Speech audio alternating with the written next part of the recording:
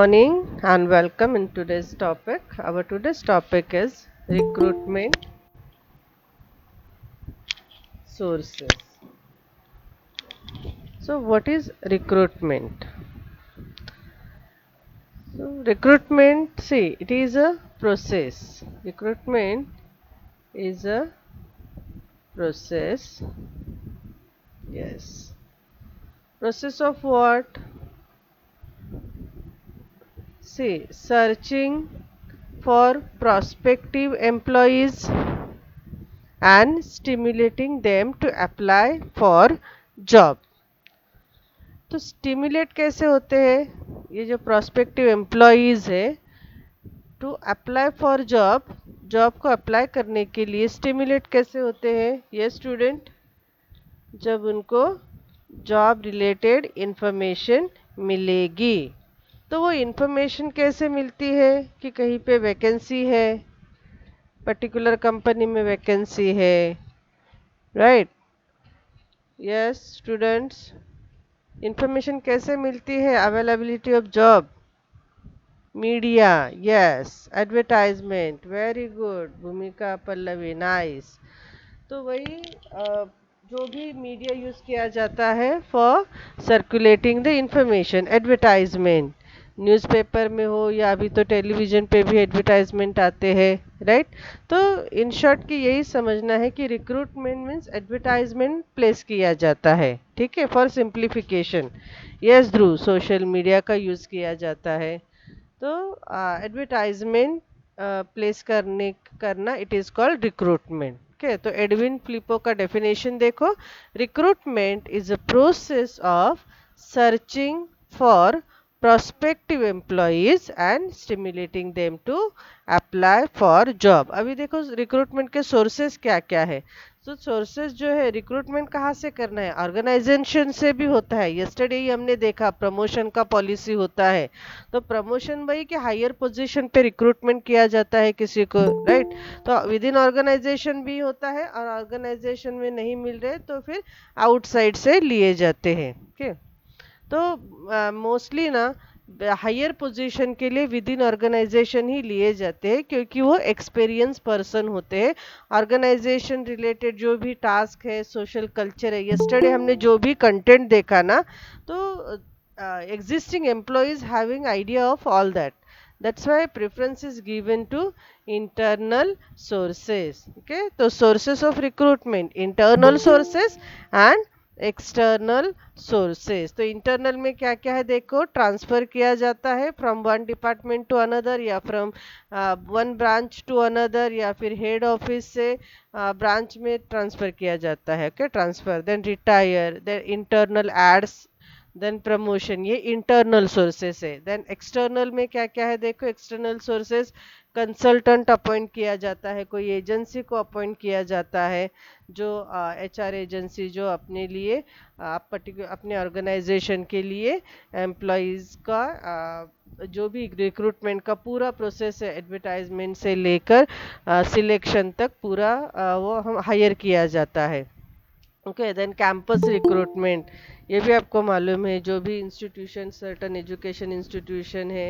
IITs है तो वहाँ पे कैंपस आते हैं इंजीनियरिंग इंस्टीट्यूट है तो कैंपस रिक्रूटमेंट होती है एडवर्टाइजमेंट प्लेस किया जाता है एंड देन रिकमेंडेशंस कोई भी आपको मालूम रहेगा कि एक दूसरे का रिकमेंडेशन से भी हम जॉब के लिए अप्लाई करते हैं कोई हमें रेफरेंस देता है कि वहाँ जाके आप अप्लाई करो मेरा नाम बोल दो आपका काम हो जाएगा ऐसा भी होता है ना तो ये सब क्या किस में आता है external sources okay now let's see one by one ओके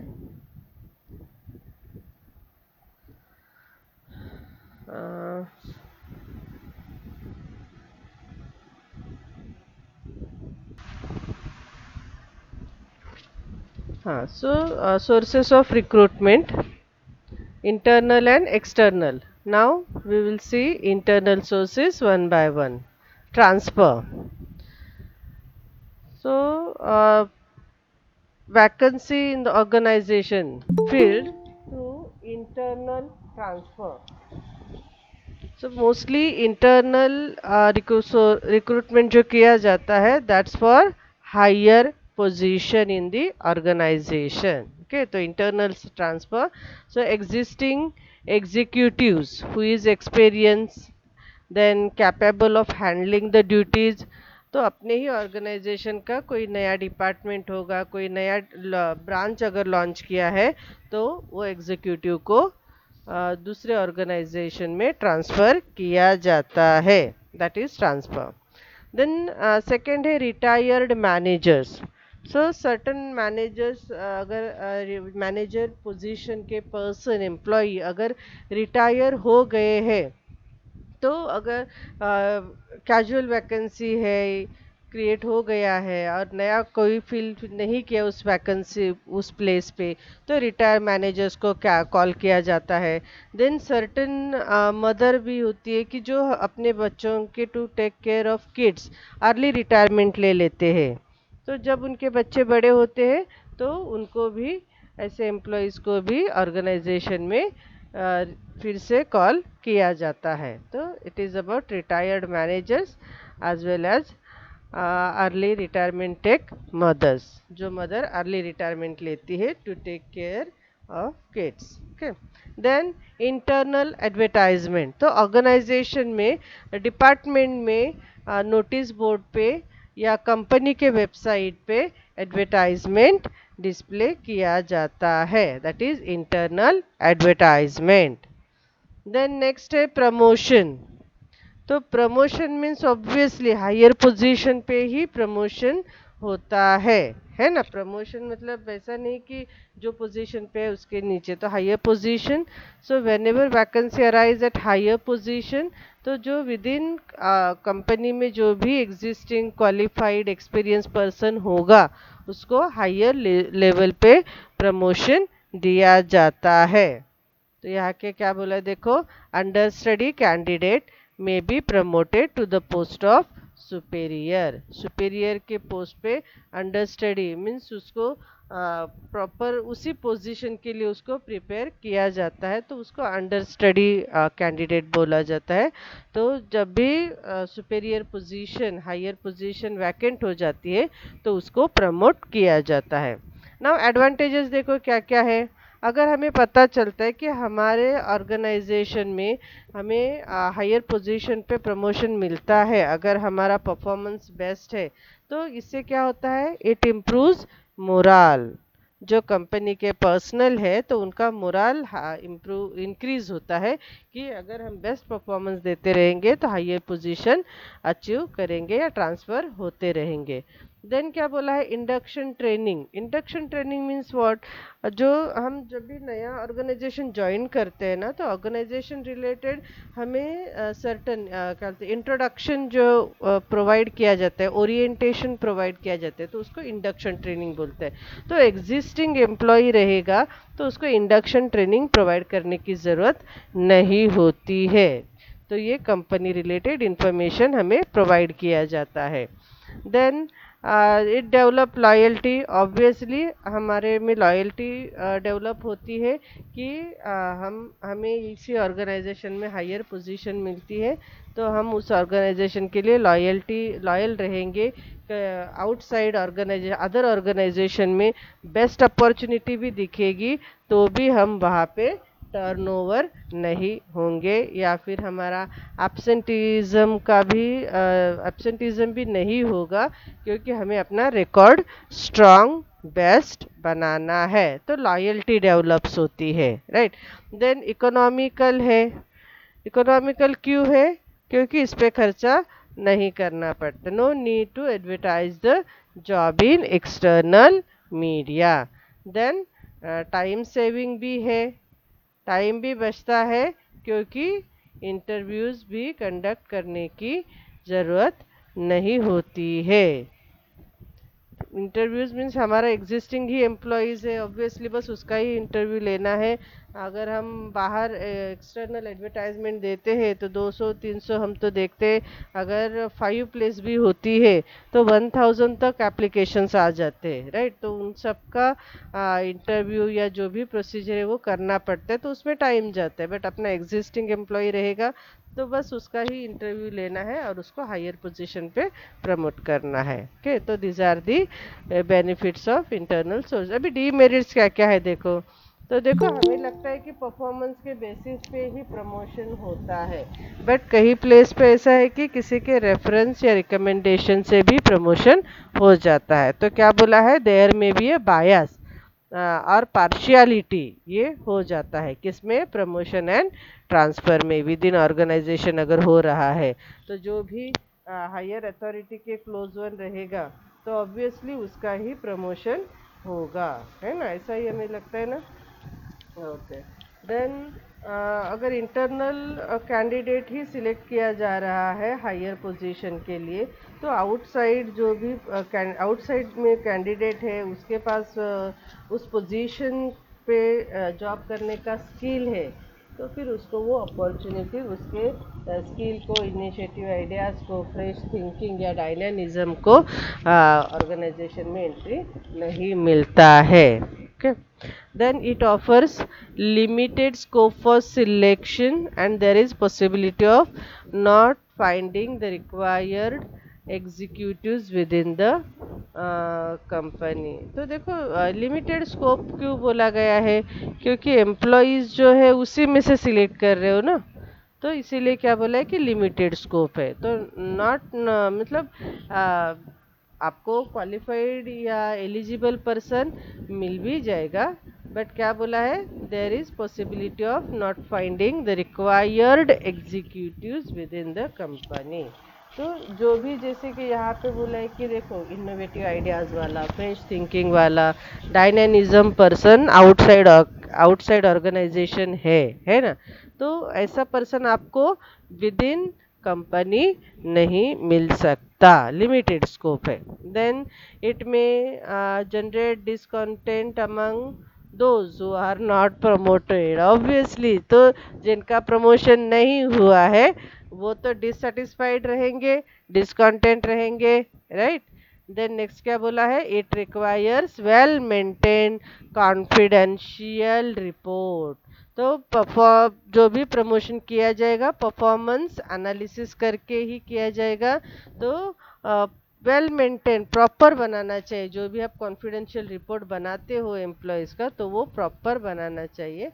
तो ये एक उसमें लैकिंग है। प्रॉपर बनाना मीन्स प्रॉपर टेक्निक उसमें यूज़ करना चाहिए, मॉडर्न टेक्निक यूज़ करना चाहिए।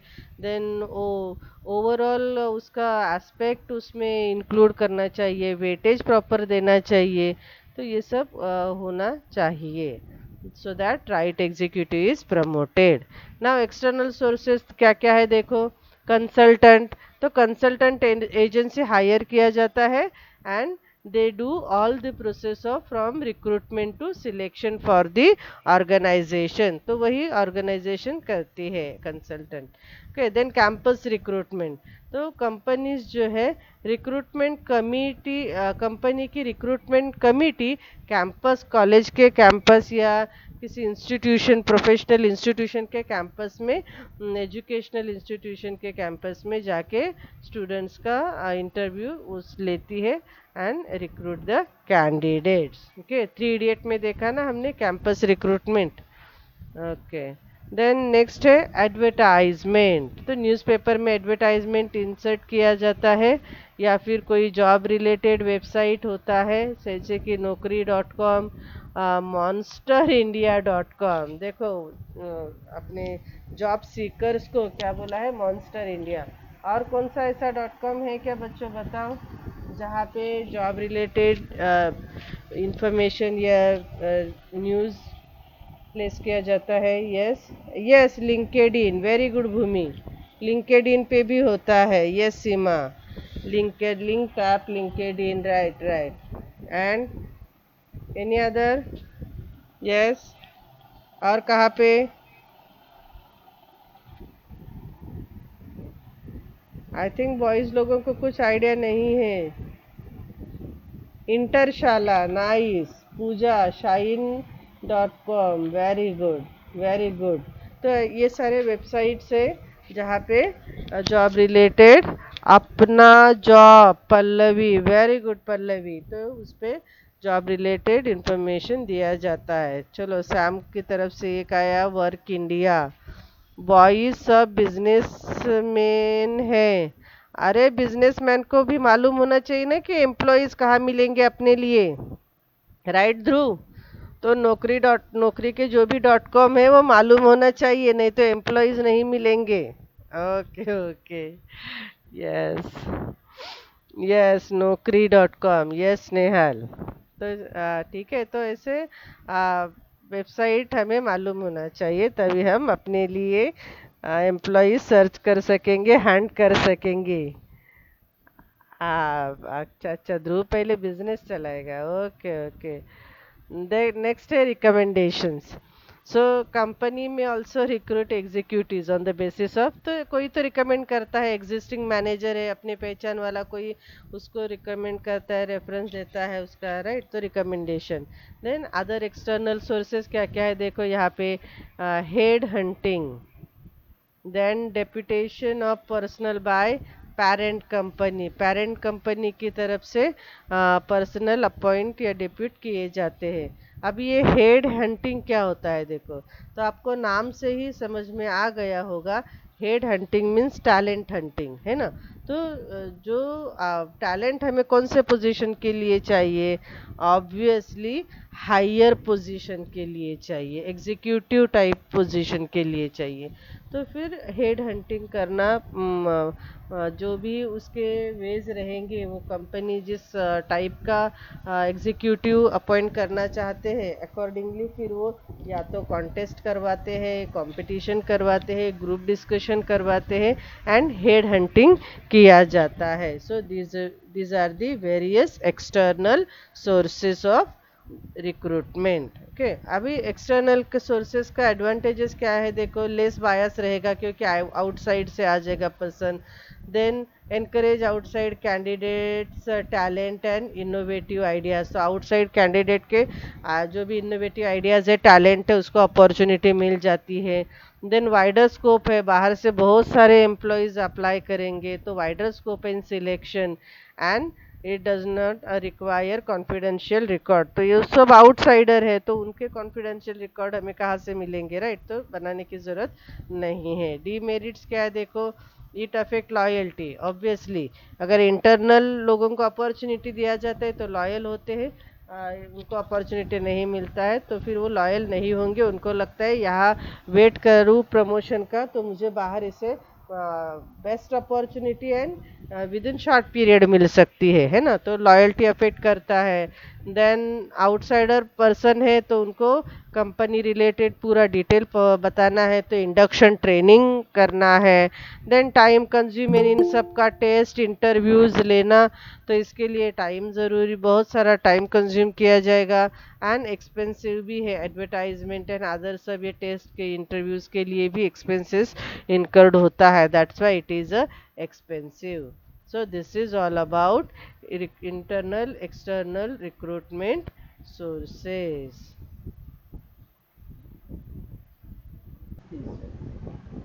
So next topic, selection process. Okay, तो सिलेक्शन रिक्रूटमेंट के बाद सिलेक्शन प्रोसेस क्या क्या होता है उसमें। ओके, तो सिलेक्शन क्या है, it is a process of choosing right person for the right job, job according person select करना, इट इज राइट राइट है, जॉब का जो भी नेचर है, एक्टिविटीज है, अकॉर्डिंगली पर्सन सिलेक्ट करना, it's called choosing right person for the right job. So these are the various steps. See in chart क्या क्या है, job analysis, advertising the job, then test करवाना है, इंटरव्यूज है, medical checkup, and then उनको job offer करना है। Okay, so this is flow chart, let we get understand one by one. ओके, तो देखो जॉब एनालिसिस, तो yesterday we have covered this topic कि जॉब जो भी है, जॉब मीन्स व्हाट, ये स्टूडेंट, जॉब क्या होता है? Yes fast,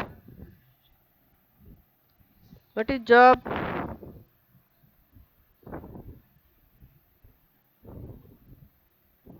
yes,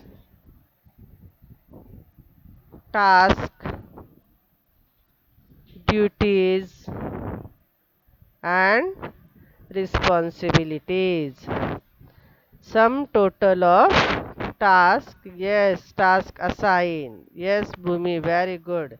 Sum total of task, duties and responsibilities. तो जॉब का एनालिसिस करना है, राइट?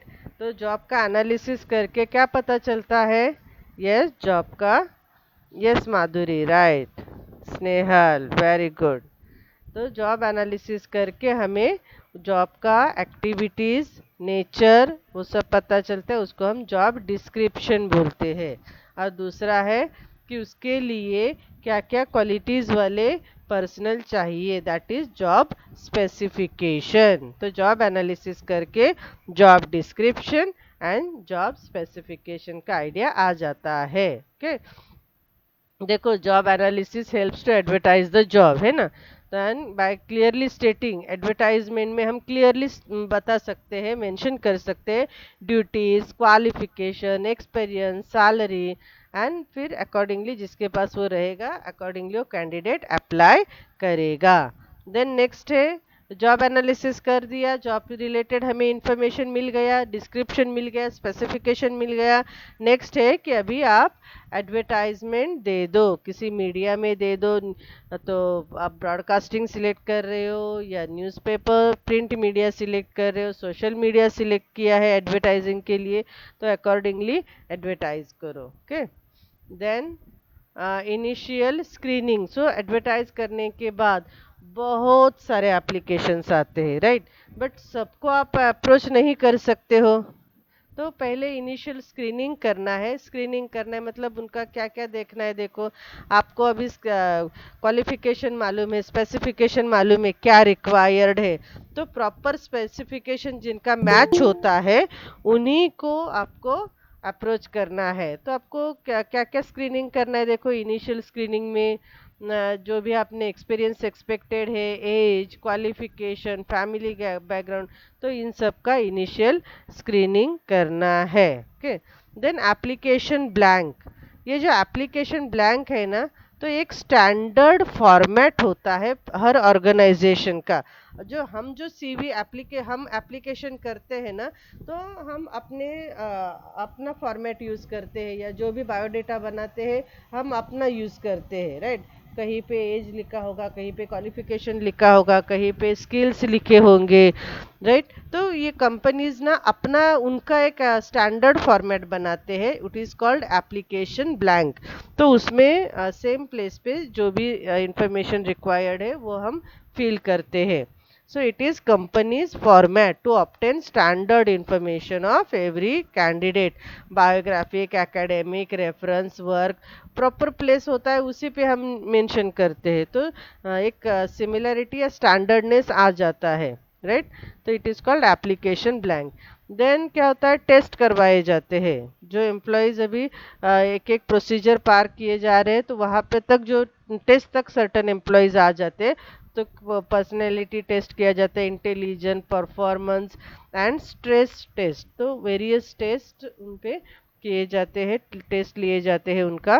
देन इंटरव्यूज, जो उस स्ट्रेस के प्रोसीज क्रॉस करता है या सक्सेस होता है, तो उसको इंटरव्यूज के लिए बुलाया जाता है। तो इंटरव्यू या तो पैनल रहेगा, या इंडिविजुअल रहेगा, ग्रुप रहेगा, या ये इंटरव्यू के टाइप है। तो ये एग्जिट इंटरव्यू जो है, वो जो एम्प्लॉई जॉब छोड़ के जाता है ना, उनका करवाया जाता है एग्जिट इंटरव्यू। उनको रीज़न पूछे जाते हैं कि आप हमारा ऑर्गेनाइजेशन क्यों छोड़ रहे हो, या फिर कोई रिटायर्ड होता है तो was you satisfied with our organisation culture या मेथड ऑफ वर्किंग, ऐसा कुछ पूछा जाता है, that is exit interview.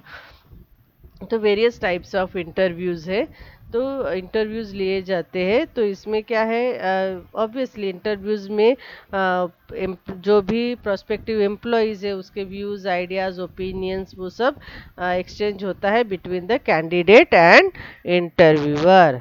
Then reference check, हमें रेफरेंस भी एप्लीकेशन में हमसे रेफरेंस भी वो मांगते हैं कि कोई तो नोन पर्सन हमारा रहेगा तो वो लोग उनसे कॉल करके हमने जो भी इंफॉर्मेशन दिया है उसको क्रॉस चेक करवाते हैं। तो रेफरेंस हमने जो भी प्रोवाइड किया है तो वो उसको क्रॉस चेक करवा के हमने राइट इंफॉर्मेशन दिया है या नहीं वो चेक करते हैं। तो get confirm about applicants past life, character, experience, ये सब कंफर्मेशन लेते हैं। देन मेडिकल चेकअप, फाइनल तक जो एम्प्लॉय पहुंचता है तो उनको मेडिकल चेकअप करवाते हैं फिजिकल फिटनेस के लिए and ensure health and safety of other employees. Then final interview, medical checkup का प्रोसीजर जो पास होगा या तो फिर उसको फाइनल इंटरव्यूज के लिए कॉल करके फिर उसको जॉब ऑफर किया जाता है। ओके, प्रेजेंटेशन चला गया क्या? ये स्टूडेंट, प्रेजेंटेशन नहीं दिख रहा है?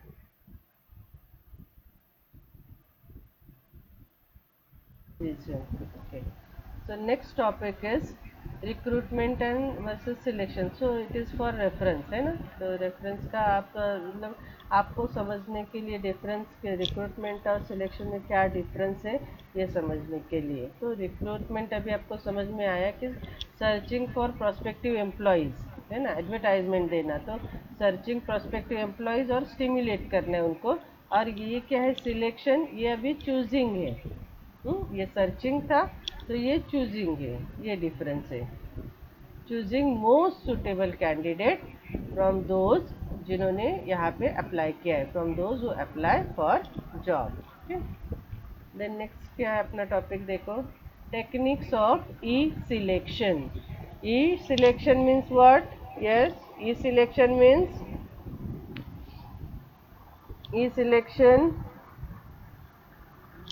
Yes Bhumi, online selection. तो अभी ऑनलाइन भी जॉब ऑफर, ऑनलाइन भी recruitment, online recruitment, online selection, right? तो e selection, okay, right. Snehal, Shivani, Karishma, माधुरी, भावेश, वेरी गुड ध्रुव। तो देखो ई सिलेक्शन का प्रोसेस क्या है, वही जो अभी हमने ऑफलाइन देखा वही ऑनलाइन होगा सब। जो भी टेस्ट वो सब है, एप्लीकेशन ब्लैंक कॉल करना वो सब ऑनलाइन होगा। तो देखो, refers to online selection, it is the personal hiring, the potential, sorry, it is the process of hiring the potential candidates for the vacant job position using electronic means। और वो क्या है इलेक्ट्रॉनिक मीन्स?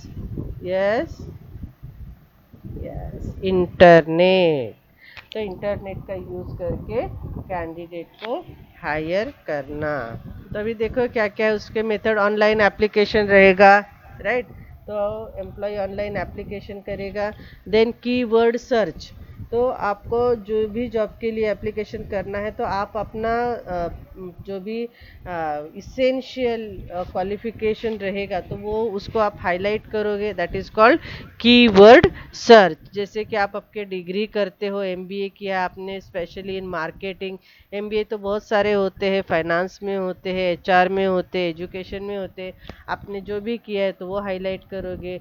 आपका अगर CA है तो आप कहाँ से प्रॉपर, अगर सीए के इसमें प्रॉपर इंस्टीट्यूशंस जहाँ से आपने किया है अगर उसको वेटेज रहेगा, आपको लगता है कि मैंने फॉरेन यूनिवर्सिटी से किया है तो मुझे प्रायर बेसिस पे अपॉर्चुनिटी मिलेगा, तो आप वैसा मेंशन करोगे, तो कीवर्ड मेंशन किया जाता है।